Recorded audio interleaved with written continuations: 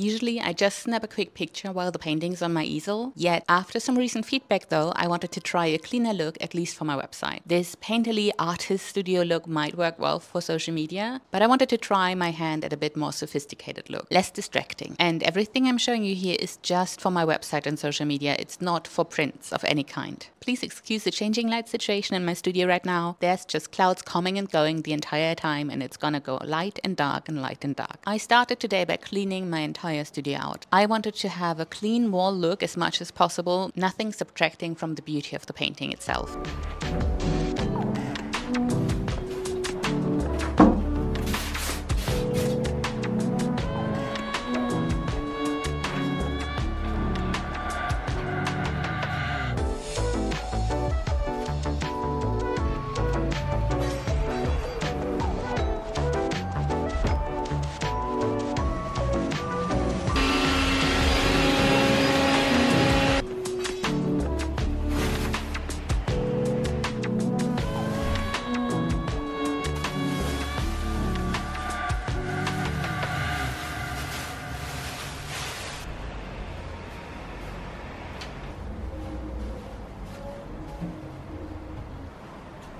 I tried two different things, on top of a shelf or on the floor on top of an IKEA fur rug. When I take pictures, I make sure to take a full shot of the painting, nothing much surrounding it, then a bit further away, and then I go in for the details, the corners, anything that might look extra nice, specific details, texture, colors that combined well together in a specific area, that sort of thing. This might look like nothing, but it actually took me 2 to 3 hours to take pictures of every single painting I have in my studio right now, including the setup and then the cleanup afterward and putting everything back where it belongs. For equipment, I just used my iPhone Pro 11 I bought back in 2019. Almost every picture you see on my Instagram and on my website is taken with that phone.